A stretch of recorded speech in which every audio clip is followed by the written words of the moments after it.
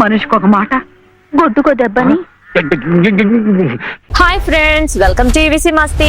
తెలుగు చలనచిత్ర చరిత్రలో 1960ల దశకం నుండి 1980ల దశకం వరకు ఎందరో నటీమణులు తమదైన ముద్ర వేశారు. ఆనాటి పౌరాణిక, జానపద, చారిత్రక ఇంకా సాంఘిక చిత్రాల స్వర్ణయుగంలో కేవలం ఒక నటిగా మాత్రమే కాకుండా ఒక బహుముఖ ప్రజ్ఞాశాలిగా వెలుగొందిన అరుదైన కళాకారిణి సీనియర్ నటి అనిత గారు. సుమారు 400కి పైగా చిత్రాలలో నటించిన ఆమె ప్రస్థానం ఒక సామాన్య నేపథ్యం నుండి అగ్రశ్రేణి నటీమణుల సరసన నిలబడే స్థాయికి ఎదిగిన తీరు ఎంతో స్ఫూర్తిదాయకం. నిండు సంసారం చిత్రంతో అన్నగారు ఎన్టీఆర్ గారికి చెల్లెలుగా వెండితెరకు పరిచయమై తొలినాళ్లలో చెల్లెలి పాత్రలకు పరిమితమైనప్పటికీ తన అద్భుతమైన నటనా కౌశలంతో, పట్టుదలతో గండరగండు వంటి సినిమాలతో కథానాయికగా ఎదిగారామె. తెలుగులోనే కాదు, కన్నడలో కూడా ఆమె హీరోయిన్ గా నటించారు. ఆ తర్వాత కాలంలో తిరగబడ్డ తెలుగు బిడ్డ, మంగమ్మ గారి మనవడు వంటి సినిమాల్లో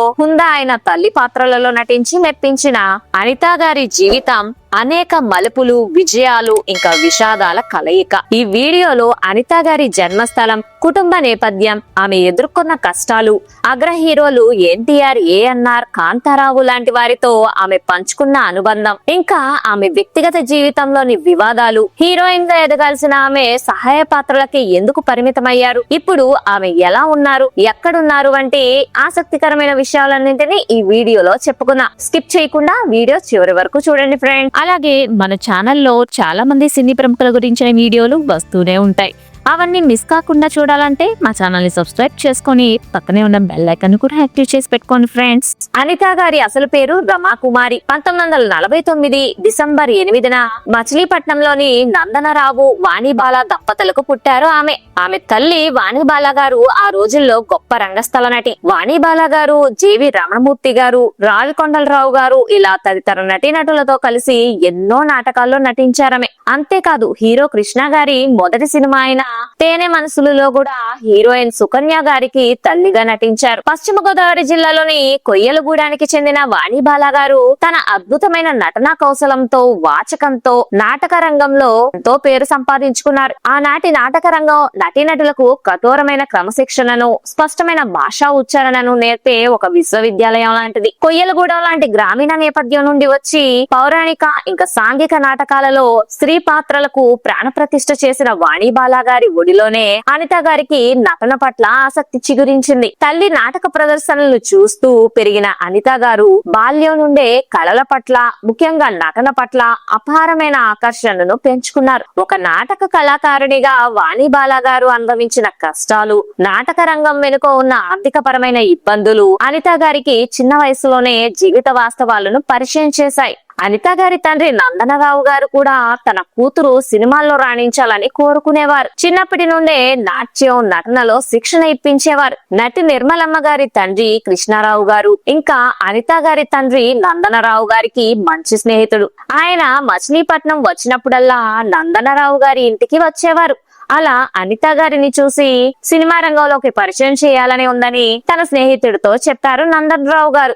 ఆయన కూడా అనిత గారి ఆసక్తి గమనించి ఆ దిశగా ప్రయత్నాలు చేస్తానని మాట ఇచ్చారు. అలా కృష్ణారావు గారు తనకున్న పరిచయాలతో 1968లో వచ్చిన నిండు సంసారం సినిమాలో ఎన్టీఆర్ గారికి చెల్లెలుగా నటించే అవకాశం ఇప్పించారు. ఆ సినిమా దర్శకుడు సిఎస్ రావు గారు అనితను మద్రాసుకు పిలిపించి స్క్రీన్ టెస్ట్లు చేసి ఆ పాత్రకు ఆమెను సెలెక్ట్ చేశారు. ఎన్టీఆర్ లాంటి స్టార్ హీరో పక్కన చెల్లెలి వేషం కావటంతో వెనుకాడకుండా ఆమె చేయటానికి ఒప్పుకున్నారు. ఎన్టీఆర్ గారు కూడా అనిత గారిని ఏమాత్రం భయపడకుండా నటించమని ప్రోత్సహించడంతో నాగయ్య, వరలక్ష్మి వంటి దిగ్గజ నటుల పక్కన సహజంగా నటించి అందరినీ ఆశ్చర్యపరిచారామె. 1968 డిసెంబర్ 5న నిండు సంసారం రిలీజ్ అయి మంచి విజయం సాధించడంతో అనిత గారికి కూడా మంచి పేరొచ్చింది. ఆ తరువాత వెంటనే అనిత గారికి ఆదర్శ కుటుంబం సినిమాలో అక్కినేని గారికి కూడా చెల్లెలుగా నటించే అవకాశం వచ్చింది. అప్పట్లో కొత్తగా వచ్చే నటీమణులకు కథానాయకుల స్నేహితురాలుగానో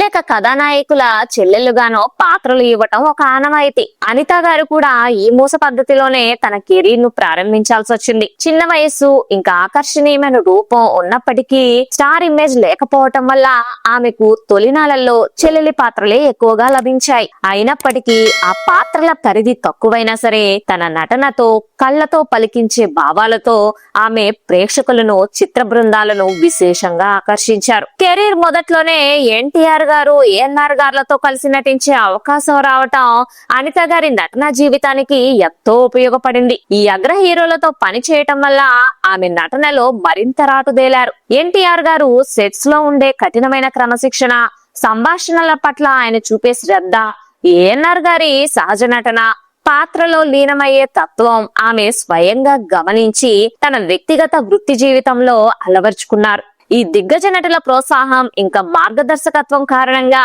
ఆమె పరిశ్రమలో ఎలాంటి ఆటుపోట్లు ఎదురైనా నిలదొక్కుకోగలిగారు. వారి చిత్రాలలో సహాయ నటిగా, క్యారెక్టర్ ఆర్టిస్ట్ గా కూడా అనిత గారు అద్భుతమైన ప్రదర్శననిచ్చారు. అప్పటి అగ్ర హీరోలు ఆమె పట్ల ఎంతో గౌరవం కనబరిచేవారు. ఆమె నిబద్ధతను మెచ్చుకునేవారు. సినీ పరిశ్రమలో ఒకసారి చెల్లెలి పాత్రల ముద్ర పడితే ఆ ముద్రను చెరిపేసుకుని ప్రధాన కథానాయికగా ఎదగడం దాదాపు అసాధ్యం. ఆనాటి కాలంలో ఎందరో నటీమణులు ఈ మూసలో చిక్కుకొని కనుమరుగైపోయారు. కానీ అనిత గారి ప్రయాణం భిన్నమైనది. తనలోని ప్రతిభను నమ్ముకున్న ఆమె నటనలో వైవిధ్యాన్ని ప్రదర్శించడం ద్వారా దర్శక నిర్మాతల దృష్టిని ఆకర్షించారు. అనిత గారిలోని చురుకుదనాన్ని, జానపద చిత్రాలకు అవసరమైన రాజసం ఇంకా హుందాతనాన్ని గుర్తించిన వారు ప్రముఖ దర్శకులు కేఎస్ఆర్ దాస్ గారని చెప్పాలి.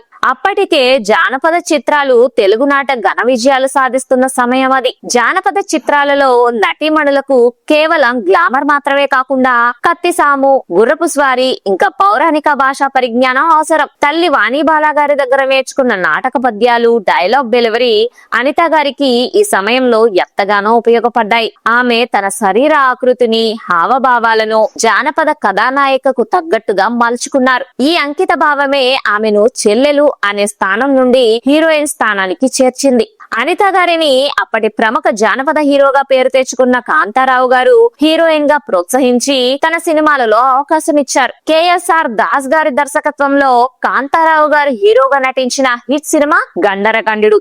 ఈ సినిమాలో అనిత గారు హీరోయిన్ గా నటించారు. 1969 సంవత్సరంలో మే 12న విడుదలైన ఈ సినిమా అనిత గారిని హీరోయిన్ గా నిలబెట్టింది. ఈ సినిమాలో జ్యోతిలక్ష్మి లాంటి ఐటం తారలు, రాజనాల వంటి దిగ్గజ విలన్లు ఉన్నప్పటికీ అనిత గారు శశిరేఖ పాత్ర ద్వారా తనదైన ముద్ర వేశారు. ఆమె రాజసం, కాంతారావు గారితో ఆమె ఆన్ స్క్రీన్ కెమిస్ట్రీ ప్రేక్షకులను మంత్రముగ్ధులు చేశాయి. ఎస్పి కోదండపాణి అందించిన అద్భుతమైన సంగీతం ఈ చిత్రానికి, అందులో అనిత గారి పాత్రకు మరింత వన్నె తెచ్చాయి. గండరగండుడు సాధించిన ఘన విజయం తర్వాత అనిత గారి స్థానం జానపద చిత్రాలలో సుస్థిరమైపోయింది. ఇదే క్రమంలో ఆమె నటించిన మరో అద్భుతమైన జానపద చిత్రం కేఎస్ఆర్ దాస్ గారు దర్శకత్వం వహించిన కత్తికి కంకణం. ఈ సినిమా 1971 సంవత్సరంలో ఫిబ్రవరి 19వ తారీఖున విడుదలై మంచి విజయం సాధించింది. ఈ సినిమాలో కూడా కాంతారావు గారితో కలిసి నటించారు అనిత గారు. ఒక రాజుగారి కూతురుగా ప్రేమలో పడిన యువరాణిగా అనిత గారు ప్రదర్శించిన హావభావాలు విమర్శకుల ప్రశంసలను సైతం అందుకున్నాయి. అనురాగ తీరాలలో లాంటి పాటలలో ఆమె ప్రదర్శించిన నృత్య కౌశలం, అందం ఆనాటి ప్రేక్షకులను విశేషంగా ఆకట్టుకున్నాయి. ఒకవైపు హీరోయిన్ గా నటిస్తూ కూడా అనేక సినిమాల్లో కొన్ని ముఖ్య పాత్రల్లో కూడా నటించారు అనిత. నాటకాల రాయుడు, ధర్మదాత, పగ సాధిస్తా, మనసు మాంగళ్యం, కత్తుల రత్తయ్య, కొత్త కాపురం, విజయ, ప్రేమ్ నగర్ వంటి చాలా సినిమాల్లో నటిస్తూ వచ్చారు. హీరోయిన్ గా అనిత గారు పరిశ్రమలో తన సత్తా చాటే రోజుల్లోనే అనుకోని ఆపద ఆమెను చుట్టుముట్టింది. విధి ఆమెను వంచింది. దాంతో ఆమె హీరోయిన్ గా రాణించలేకపోయారు. ఆ వివరాలు తెలుసుకునే ముందు వీడియో నచ్చినట్లయితే తప్పకుండా వీడియోకి హైప్ ఇచ్చి ఎంకరేజ్ చేయండి ఫ్రెండ్స్. అనిత గారికి హీరోయిన్ గా అవకాశాలు వచ్చే సమయంలోనే ఆమెను అనారోగ్యం కాటేసింది. దాంతో ఆమె షూటింగ్లకు దూరంగా ఉండవలసిన పరిస్థితి పరిస్థితి ఏర్పడింది. అలా ఆమె హీరోయిన్ గా వచ్చిన ఛాన్స్ లను కూడా కాదనుకొని ఇంటి పట్టునే కొన్నాళ్లు ఉండి ఆరోగ్యం పట్ల శ్రద్ధ తీసుకున్నారు. కొన్నాళ్లకు ఎలాగో తిరిగి కోలుకొని మళ్లీ సినిమాల్లో నటిద్దామని అనుకున్నారు. కానీ అప్పటికే పరిస్థితులు మారిపోయాయి. సినిమా పరిశ్రమ అనేది బయటకు కనిపించేంత రంగుల ప్రపంచం కాదు. ఇక్కడ ఉదయించే సూర్యుడికే నమస్కారాలుంటాయి. పరిశ్రమలో కొత్త తరం రాకతో పాత తరం నటీనటులు ఎదుర్కొనే అభద్రతా భావం అనిత గారిని కూడా చుట్టుముట్టింది. కానీ అనిత గారు ఈ వాస్తవాన్ని చాలా హుందాగా సానుకూల దృక్పథంతో స్వీకరించారు. గ్లామర్ పాత్రలకు స్వస్తి పలికి క్యారెక్టర్ ఆర్టిస్ట్ గా నటించాలని అనుకున్నారు. దాంతో మళ్లీ అవకాశాలు వచ్చాయి. ముఖ్యంగా కథానాయకులకు తల్లి పాత్రల్లోకి ఆమె తన ప్రస్థానాన్ని మార్చుకున్నారు. ఈ సెకండ్ ఇన్నింగ్స్ ఆమెకు హీరోయిన్ గా వచ్చిన పేరు కంటే ఎక్కువ స్థాయి గౌరవాన్ని తెచ్చిపెట్టింది. 1984 సెప్టెంబర్ 7న భార్గవ్ ఆర్ట్స్ ప్రొడక్షన్ పతాకంపై ఎస్ గోపాలరెడ్డి నిర్మాణంలో కోడి రామకృష్ణ దర్శకత్వంలో విడుదలైన బ్లాక్ బస్టర్ చిత్రం మంగమ్మ గారి మనవడు. ఈ సినిమా అనిత గారి సెకండ్ ఇన్నింగ్స్ లో ఒక సువర్ణ అధ్యాయం అని చెప్పొచ్చు. తమిళంలో ఘన విజయం సాధించిన మన్ వాసనాయి చిత్రానికి రీమేక్ గా వచ్చిన ఈ సినిమా బాలకృష్ణ గారిని పూర్తి స్థాయి మాస్ కమర్షియల్ హీరోగా నిలబెట్టింది. కేవి మహాదేవన్ అందించిన సంగీతం, పల్లెటూరి నేపథ్యం, పగలు ప్రతీకారాల నేపథ్యంలో సాగిన ఈ కథ తెలుగునాట ఒక సంచలనం సృష్టించింది. ఈ చిత్రంలో బహుముఖ ప్రజ్ఞాశాలి భానుమతి గారు మంగమ్మ అనే శక్తివంతమైన పాత్రను పోషించగా బాలకృష్ణ ఆమె మనవడిగా నటించారు. ఇందులో సుహాసిని గారికి తల్లిగా అత్యంత భావోద్వేగభరితమైన పాత్రలో అనిత గారు అద్భుతమైన నటనను కనబరిచారు. మంగమ్మ గారి మనవడు విజయంతో అనిత గారికి తల్లి, వదిన పాత్రలు వెల్లువెత్తాయి. ఇదే క్రమంలో బాలకృష్ణ కథానాయకుడిగా నటించిన తిరగబడ్డ తెలుగు బిడ్డ లాంటి కమర్షియల్ సినిమాల్లో కూడా ఆమె తన వయసుకు హుందాతనానికి తగిన పాత్రల్లో నటించి మెప్పించారు. అప్పటి టాప్ హీరోలందరికీ తల్లిగా ఆమె తన మార్కును చూపించారు. మెగాస్టార్ చిరంజీవి గారికి కూడా స్క్రీన్ మీద కన్నతల్లిగా నటించాలనే కోరిక తనకు బలంగా ఉండేదని అప్పట్లో ఓ ఇంటర్వ్యూలో చెప్పుకొచ్చారు అనిత. స్వాతి ముత్యం సినిమాలో ఆమె పోషించిన పాత్ర కూడా ఆమెకు మంచి గుర్తింపును తీసుకొచ్చింది. కొంతమంది హీరోయిన్లకు డబ్బింగ్ కూడా చెప్పారు అనిత. ఆ తరువాత సినిమా ఛాన్సులు తగ్గినప్పుడు కొన్ని సీరియల్స్ లో కూడా కనిపించారు. రాఘవేందర్ రావు, శ్రీకాంత్ గారి కాంబినేషన్ లో వచ్చిన పెళ్లి సందడి సినిమాలో చివరిగా కనిపించారు అనిత. ఆ తరువాత మళ్లీ స్క్రీన్ పై ఆమె కనిపించలేదు. వెండితెరపై ఎంతో బహిరంగమైన జీవితాన్ని గడిపినప్పటికీ అనిత గారి వ్యక్తిగత జీవితం ఒక రహస్య పుస్తకం లాంటిది. ఆమె తన వ్యక్తిగత జీవితాన్ని ఎప్పుడూ కెమెరా కంటికి, సినీ పత్రికలకు, ఇంకా మీడియాకు అత్యంత దూరంగా ఉంచటానికే ప్రాధాన్యతనిచ్చారు. పరిశ్రమలో అనేక రకాల ఒత్తిళ్లు, నిరంతర షూటింగ్ షెడ్యూల్స్ మధ్య ఆమె తన కుటుంబ జీవితానికి సంబంధించిన వివరాలను అత్యంత గోప్యంగా ఉంచారు. అప్పట్లో సినీ పత్రికలు కూడా ఆమె వ్యక్తిగత జీవితం గురించి పెద్దగా వ్యాసాలు ప్రచురించలేదు. అయితే పరిశ్రమలో అంతర్గత వర్గాల సమాచారం ప్రకారం ఆమె వైవాహిక జీవితం లేక వ్యక్తిగత బంధాలలో కొన్ని తీవ్రమైన ఒడిదుడుకులు, మానసిక సంఘర్షణలు ఉన్నాయని ఒక చర్చ ఉండేది. తన వ్యక్తిగత జీవితంలోని కష్టాలను ఆమె ఎప్పుడూ సెట్స్ మీదకు తీసుకురాలేదు. వృత్తి పట్ల ఆమెకున్న అంకిత భావం అలాంటిది. వివాదాలకు అతీతంగా బతకాలని ఆమె ఎంతగానో ప్రయత్నించారు. అనిత గారి భర్త 2002లో కాలం చేశారని సమాచారం. ప్రస్తుతం తన కూతురు తనూజ దగ్గర